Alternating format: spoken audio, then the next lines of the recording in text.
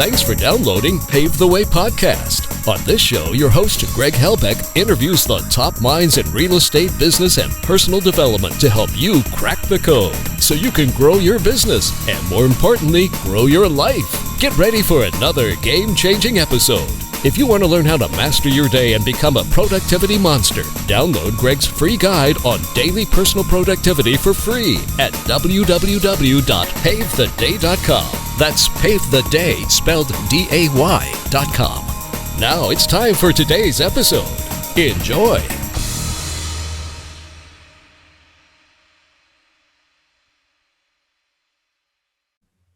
What's going on, everyone? Welcome back to another episode of Pave the Way Podcast. I am your host, Greg Helbeck, and today I am here with the most successful realtor in the Hudson Valley. I got Dickie Baxter on the horn right now, and I was just with him the other day at a closing. He shares an office with my attorney, John Ravella. I hope you're listening, you son of a gun. So, Dickie, happy to have you on the show, man. I'm so pumped we got to do this. Hey, what's going on? This is exciting. I was listening to a couple of your episodes, and it's cool, man. It's really, really a privilege to be on here. And we bumped into each other at my podcast studio. I was in there the other day, man. That was cool. So thank you for having me on. It's a privilege. I'm excited to chop it up. Sweet, man. Well, let's get right into it, man. So I know you a little bit, but I don't know you too well. So I'd like to get into your backstory, man. Like, before you were a realtor, like, how'd you grow up? Like, what was your background like? I mean, people love to know that kind of stuff. So that's a great question. I appreciate that. My background is business. I've only been on this side of real estate for about 7 years. And I've always owned my own businesses though, since I was 19 years old, and just really worked for myself. I'm a hustler. I don't need somebody to tell me what time to get up or what time to go to bed. And I definitely don't need to punch a clock. And I that's not an insult to anybody out there that's crushing the OT or doing what they do from 9 to 5. I don't want a roof on my potential. And so sometimes that's a risk. There's a lot of risk with that. And I'm not afraid of the risk because I've seen the reward. But growing up, I didn't have that upbringing. My parents had very safe jobs. My mom worked for the county. My dad worked for the county. My dad's a detective for the sheriff's department. My mom worked for the record room in the county building. So 26 years, both of them on the job. And I'm grateful for how much they worked and how hard they worked. But for me, as I saw that, I realized even in the last 2 years, I've probably made what they made their whole career combined. And that was that when I started breaking that down, and I have 4 kids and my oldest is 15. He was asking, he's like, Dad, what is my next step? Like, I don't know what I want to be when I grow up. And I said, well, there's a million possibilities. And most parents, when they get them at that age, and I remember being that age, and everybody just forcing the 13th grade on me and saying, go to college, go to college, go to college. You're not smart. You're not book smart if you don't go to college. And I guess I'm not book smart. I went to college, but I just drank with my buds. And at one point I was trying to become a cop, the safest job you get, just like my dad. And I just knew it wasn't for me. I knew the whole time. And so when I was talking to my kid, I told him, I said, there's jobs like this, there's jobs like that, there's education, there's everything. Don't leave an opportunity out. Just don't put that roof on your possibilities and fail as much as you can right now, bro. You don't have to have it all figured out at 20. No. Yeah. That's the time, man. It's interesting. My dad's a retired cop, and my mom's like a teaching assistant. So I was raised to an environment where no one was an entrepreneur. There's maybe like one of my uncles is pretty successful or was successful.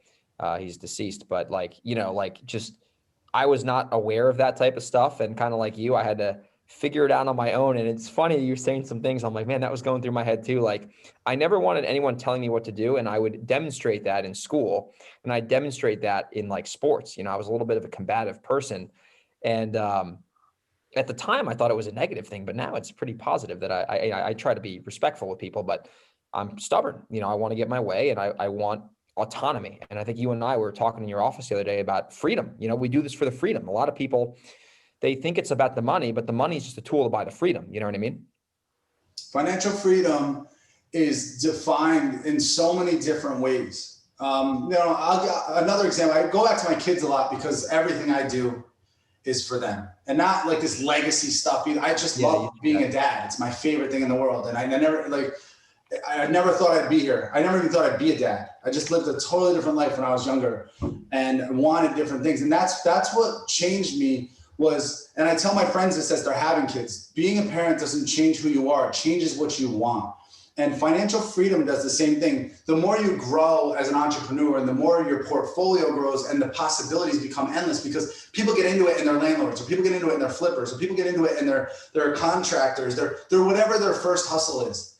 And then they realize that their accountants and their financial advisors and their partners are getting into other things. And all of a sudden the guy that, or guy or girl that was a private lender now owns a laundromat.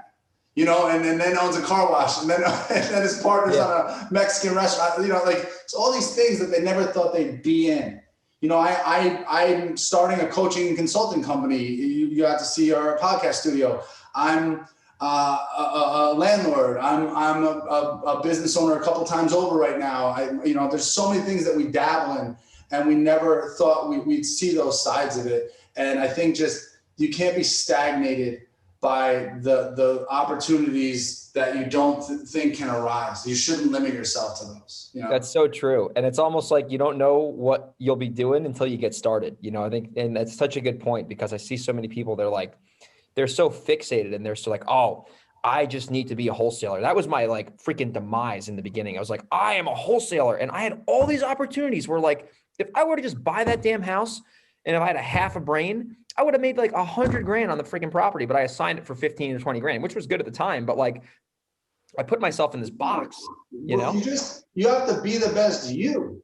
Yes. You know, and the best form of you. And that's where that financial freedom comes in, because like for me now, I've worked my whole life. I'm trying to buy back that time. And I'm 42. I'm not 1,000 years old. Like I don't consider myself on the back nine yet, but like, you know, I've been working since I was 12, and like a consistent schedule, not like I mowed my dad's lawn and that was it. I've been working. I've been in the workforce since I was 12 years old. That's 30 years.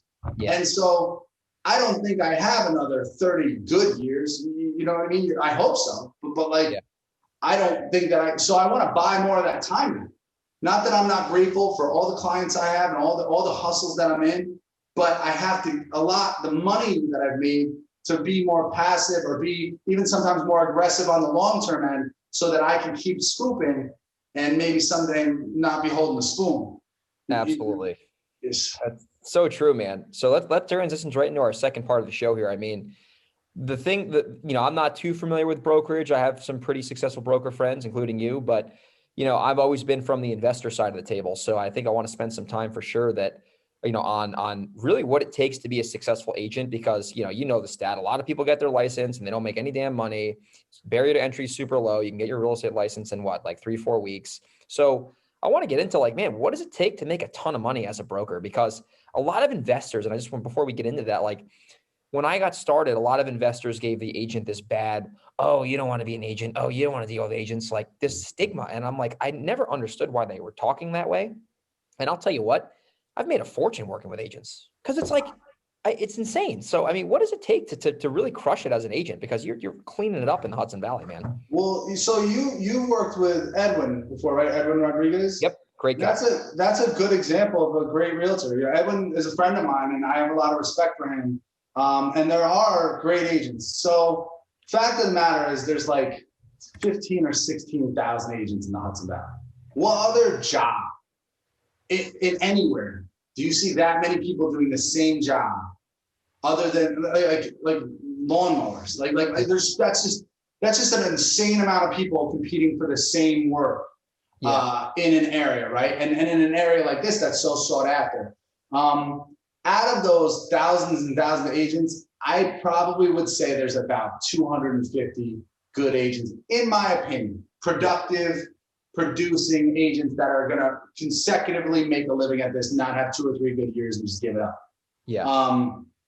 And who am I to say that? I've only been in this business 7 years. I can't judge that. I haven't been in all the ups and downs of some of the greats in this business. One of the people I look up to in this business, and people think, they have their opinions either way, but Marion Bruins, I think, is a top producer that's been consecutive. And even when times change, I think she's just always kept her numbers up, consistently been a top producer. And she doesn't do the same type of job I do. She doesn't market herself the same either, but she's consecutively good. Dawn Gregg is another one. She's consecutively been a good agent and has her own type of marketing and her own way of doing business, and she's knowledgeable. And like those are two people that I see would just always be in that sector. Donna Gennaro is another great one. The list goes on. Bernadette Gillespie. Like there's some agents out there that I know are always up there. You know, there's some newer blood that's been doing it 5 to 10 years, like me. Frank McCarry is one of them. Vincent Reed on my team is one of them. Like these are people that aren't going anywhere. Yeah. And I respect that. But truly, in my opinion, and one of the things I constantly say, which I get a bad name for, but I don't care. I think they've watered down the Kool-Aid so bad in this industry. And I think that real estate agents, a lot of the times, have just failed at everything else they've tried. They want to feel important, so they take a New York licensed job like this, but it's a crackerjack license. It's the easiest license to get, in my opinion. And once you get that, and I failed my test. I'm such a bad test taker. I failed my test. And once you pass it, go actually learn real estate. So work for a good firm. Stop asking what your cut is and in your return. And team up as much as possible. And that's what I tell new agents. I run a team of agents right here, licensed to sell, the #1 team in Orange County. And I can tell you, if you had them on your show, if you talk to any of them, they would tell you the power of being partnered with somebody that isn't the top of the pyramid, that looks left and looks right and sees you and gives you that full time, just like you would that you give to your client. That's the value. I don't mentor and I don't bring on agents to my team because I'm lazy, and I don't think our brokerage, Keller Williams First New York, encourages that because we're lazy or because we want to create this pyramid scheme. We do it and we design it to be able to work with the best. I'm grateful to be one of the top agents in New York. I'm grateful to have this area consistently, being in the #1 spot. I'm proud to be part of Licensed to Sell, and I'm absolutely over the moon about being with Keller Williams First New York. This is the #1 brokerage in our area too now with our numbers. And the key to my success, and I think my team's success, is we've aligned ourselves in something that's not named after us. So like I could decide that my coaching business is taken off, and now I'm coaching in Cleveland twice a week, and I'm out in California. And I have a podcast starting on iHeartRadio that could take off, and now I'm not selling homes. I'm not the #1. Like, why would this still be called the Dickie Baxter team? That's not only selfish, but it's super narcissistic, and it does nothing for your clients who we're supposed to work for. You as an investor, Sally the homeowner, or Bobby the buyer that wants us to work for them. Who cares what my name is? But Licensed to Sell is the motto. And then if Vinny ends up being a team leader at the time while I'm off on hiatus doing what I'm supposed to be doing and just covering market wherever it may be, nobody works for Dickie Baxter. And I'm not a puppeteer, and they're not puppets. And the real explanation why I tell you that is because that's what we owe to our clients. That's where the success is going to be. And then lastly, I think realtors don't appreciate, and what can make you an unsuccessful realtor, I guess, is you have to realize that we benefit off of building infrastructure. So everybody that moves into this neighborhood where I live or where I work or anything, I got to check for them. If I'm not willing to write another check out for backpack giveaways or children's cancer research or Make-A-Wish, I don't believe in what I'm selling. I don't believe in what I'm creating. I'm a huge, this Saturday is opening day of Little League, and we can't have our open house because every single one of my team is at a Little League that we all sponsored this weekend. And with COVID, we're sponsoring without a parade. We're just going out and making sure everybody has everything, watching our kids play and everything. But that's a big give back. And Little Leagues are hurting right now. They lost all their sponsors from last year. We still sponsored last year, even though there wasn't a league. I still wrote the check, said, hey, we're still in, because it's that important. Yeah. I think I think all that builds that trust with the community that you can be a top producer and that you're going to be here. You're invested to be here for a while. Not give me your most expensive transaction that you're going to do as an investor, as a buyer or seller, and roll the dice with me, even though I have 2 other jobs and I'm not teamed up with somebody else to cover your needs. or I'm not really sure if this is for me or not. That's really greedy. Yeah, that's so true, man. And that's such a good point you made. I hope the listeners re-listen to this a few times, because that's the separator between the people who are there for the long haul versus it's the transactional mindset versus the long-term mindset. And I see a lot of people, they get caught up in that transactional mindset where it's like, I'll do this for you if you do that for me. And that doesn't work, man. That's just, people don't want to work with people who are like that, you know? I get people all the time. Hey, I want to hire you, but Johnny Mnemonic there from ABC Realty said he'll do it for this percent. Yeah. I was never your realtor. Yeah, right. I was never, nobody markets better than me. Nobody, if you want to hire second place, go hire. I just did an ad today. If you want to hire second place, go hire second place. Make sure they have the best phone though, because that's what they're going to take your pictures with. You know what I mean? I'm going to hire my photographer. I'm not trying to be the photographer and the realtor and your stager and all those things. I hire people for that. That's on me. That's on my marketing. Make sure their assistant is 7 days a week, because now you have two forms of content. Make sure all those things. And most people will not break it down for that because all they're worried about is their own check. I promise you, I get tons and tons and tons of those checks. I love them. And I promise at the end of a transaction, every time, the first thing I tell them is, you are going to pay me a lot of money to do this transaction. I respect that and I'm grateful for that. If I get it to the finish line, here's all the things we have to do first, and here's how much it's going to cost. And if you want to get this number, you have to trust that the person that's done it more than everyone else out there is giving you the real numbers. And this is from experience. No one else has sold 600 plus houses in the last 5 years other than me in Orange County. So I'm giving you the real stats. I'm giving you the all in all, not the, I sold 10 houses, so I must be onto something. Totally. And that's not to bash anybody new in the business. It's just to say that the people I'm in front of, why you're hiring me instead of that person, is because I guarantee this. I have a better track record to do this. And to the people that don't have that track record yet, I don't care if you work on my team or somebody else's team or somebody else's company, align yourself with those people. Learn from those people and give them some of your check too, to make sure that you're going to get all the checks, because we're not in it for checks if you're here to be long-term. We're in it for trust. We're in it for trust. You're an investor. You don't work with people that you can't trust with now your longevity. No, yeah. No, that's such a no-no too, because I love how you just described that, because at the end of the day, the client, it's almost like a version of like, listen, I'm here to serve you and this is how I can solve your problem, but I don't need the business. I'd love to help you and serve you, but I'm not the guy who needs the listing to go pay the electric bill. Like, we're here to provide something bigger than just selling your house. We're here to make an impact. And people can really, clients, obviously, they can see that with you and your team. They see that it's more than just selling your house. It's more than that. And they get that white glove service. And at the end of the day, if you provide value and provide a great service, of course, the compensation will be inevitable. But I think the point I love that you made is, at the end of the day, you have to have that mindset going into it. And you got to have that service first mentality. And that's where real success comes from. I remember listening to one of my favorite audiobooks, Lead the Field by Earl Nightingale. And he talks about serve the customer better than everyone else can serve the customer. And this is from the 1920s. It's 2021 right now. Shit's 100 years old, and it's a principle. It's never going to go away. It's evergreen. Yeah, no doubt. And but also, I don't fall victim to all the stuff. I learned from old school and I've learned from new school.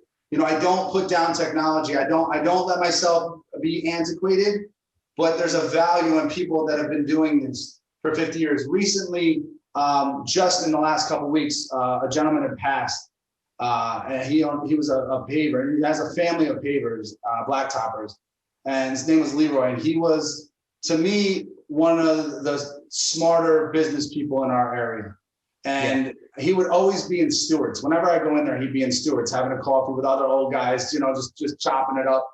And I would eat it up. It didn't, and my wife would always go, "Oh, what'd you bump into Leroy?" Because it would take me an extra, I live right next door to the Stewart's. It would take me an extra 20 minutes to get home. And I'd tell her I was stopping to get milk, because we talk about what was going on. I mean, this guy knew real estate, he knew business, he knew cars, like he knew stuff. And I love that. Because the thing I told you about learning, falling forward and making as many mistakes as possible. Somebody that's 30 and 40 years older than you, that's did what you did already, they already got patent. Ask about their mistakes. Learn from their mistakes too. Doesn't mean you can't still make them and make them even better. But like take everything in. And it was cool because this guy was a gruff dude. He wasn't like a go out of his way to like, you know, help people. But we had this mutual respect, and I loved it because I don't feel like he gave that to everybody. But I also don't feel like everybody gave him the chance to give it. You know, his family did. His family's a tight family in the area. But it was neat to have that. And I've started to gain that perspective from a lot of different people. One of the things I do is I like to eat at the counter wherever I go, because it's a double-edged sword. So first off, that person for the rest of the day is going to meet 40 to 50 other people. And if one of them is looking for a home, I got him. Love it. But that person also meets 50 people before me and 50 people after me every single day. You know how many stories, you know how much experience is sitting there?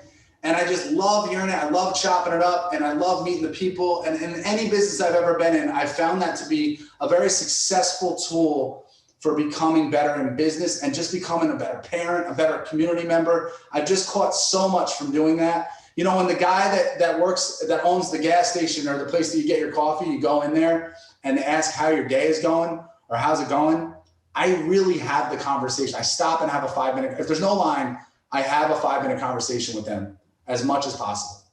I love that. And bro, I've gotten 6 listings in the last 2 months because of it as collateral damage. I was not there for a listing, just really was interested that my one guy, his second kid made it into med school and he runs a mobile, you know what I mean? So that's his dream like that. And it's just so neat to even know that. And now there's that trust that we talked about. You don't just start telling people about your kids unless you're proud, unless you're, you know what I mean? So it's awesome. It's a good feeling. I love it. And it's being genuinely interested in them, which is true. And then that could lead to business. It could not lead to business, but either way, you're building the bond, you're building the trust, you're building that relationship. And once again, you're playing the long game. You know, that's got to be the theme of the show here, is really playing the long game for success. So this is absolutely golden advice. I really hope everyone rewinds and listens to this thing more than once, because there's a lot of nuggets on here. So I guess as we transition almost out of the real estate section and into the final parts of the show here, it's 2021 as of this recording right now. The market is on fire. Hudson Valley is just ridiculous right now. I can't believe it, honestly. I've been doing this for 5 years, so a little less than you. What do you see going on right now in the Hudson Valley? Because we have a lot of listeners who are local. So what do you see going on in Orange County specifically? Because that's where you and I are based out of. Because, I mean, I'm picking up properties and we're rehabbing and selling, and they're selling for way more than I originally thought. And I'm just thinking to myself, well, what's going on here? Is this real? Is this to stay? Or do you think this is kind of a bubbly thing going on? So what are your thoughts? Because you see way more transactions than I do. I appreciate that question. So I do about 100 plus sales a year and about 40 to 50 rentals. And I'm a landlord myself. I said I'm in a couple of different businesses. My wife is in local politics. She's a trustee of Walden. She's currently running for a county legislator. And hopefully, Patricia Marr, if you're listening, you know you got my vote. But I ask myself that every day before I run my team of what's going on, what is it?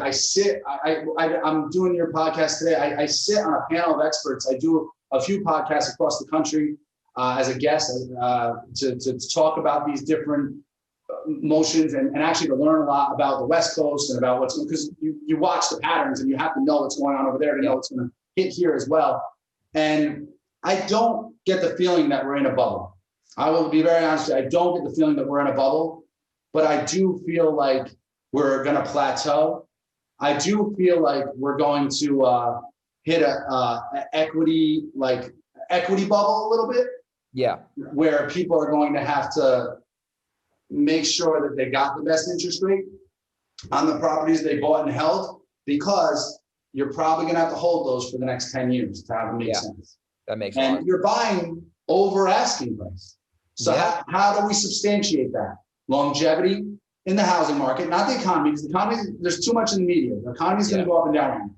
But the housing doesn't have to be a crisis because of that. Interest rates can, oil prices can, and they can dictate materials. So maybe new construction won't be happening. But as we open the floodgates for all these foreclosures to make things a little more affordable again, I think things like we have talked about off this of extending the first look period, of not evicting tenants that are currently in foreclosure. That's going to drip drop this over the next 4 to 5 years. It's going to bring flippers back into the game, which helps values then increase on people that were a little underwater on equity. And then it helps substantiate that. Plus, because they forensically underwrite all these loans because the interest rates are so low, those loans are substantiated.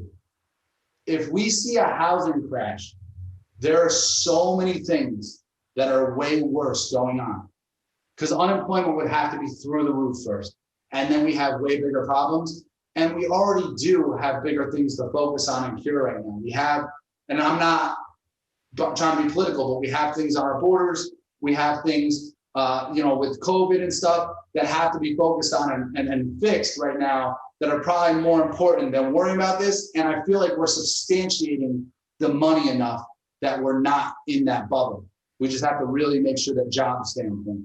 Absolutely. No, that's phenomenal advice. And I think too, with our area, at least in the Hudson Valley, the demand to be up here is real. It's not like some fake thing, because if you think about it, like, we're an hour from Manhattan, right? Depending on where you are in Orange County.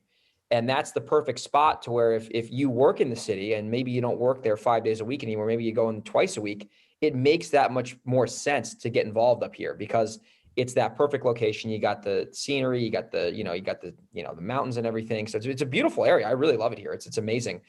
And I think because of that, like you said, there might be a little bit of an equity bubble, but long-term, I think more and more people will be driving out into the suburbs, and Long Island is very crowded to begin with, and Westchester is extremely expensive. So Orange County and Sullivan County and Ulster County are going to, and Dutchess County are going to start to get even more valuable. So I think I agree with you for sure. I think this market is legit, and I think it's just going to keep getting better over time, over the long game. So I think that's some phenomenal advice, and I bet you all my Hudson Valley listeners are relieved to hear this. So as we transition into really the last segment of the show, I know you got some other stuff you got going on with the coaching business, and you also got a book you're coming out with. So I want you to kind of just touch on that. What's going on with your coaching business? What's that all about? And then also tell us a little bit about your book, and whenever it's ready, how listeners can pick up a copy.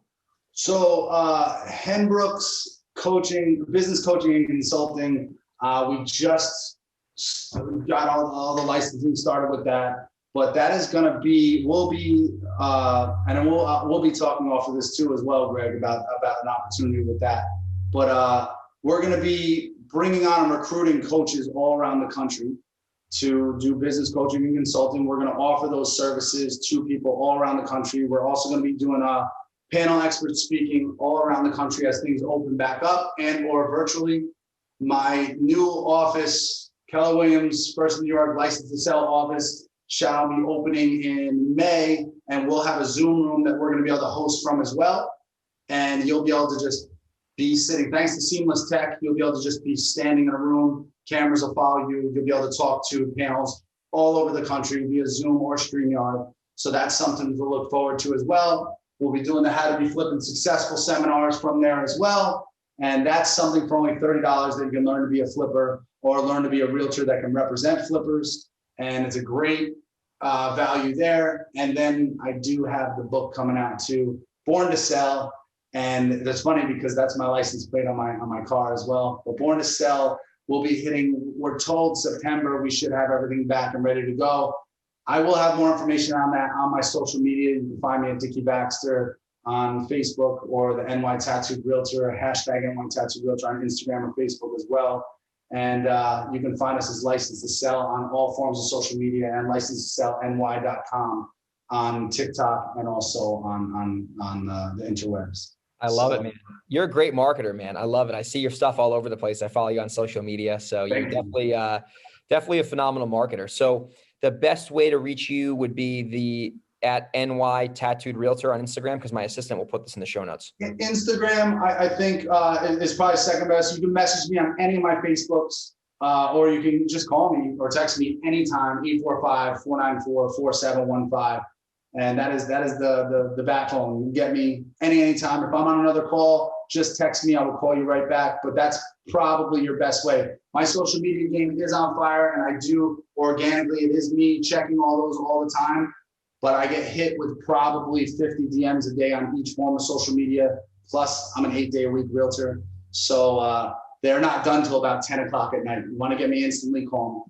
Love it. That's awesome. You're in the game, in the trenches, man. I love it. Well, listen, Dickie, this was awesome. This was a great show. I'm sure some listeners are going to be reaching out to you for sure. So we will definitely have all that contact information in the show notes. And I really appreciate you taking some time out of your busy schedule to be a guest on our show today, man. That was a lot of fun. It was a privilege, man. Thank you so much, babe.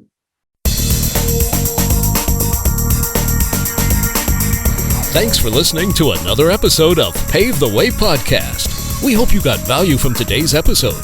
Make sure you download Greg's free guide on daily personal productivity for free at www.pavetheday.com. That's Pave the Day spelled DAY.com.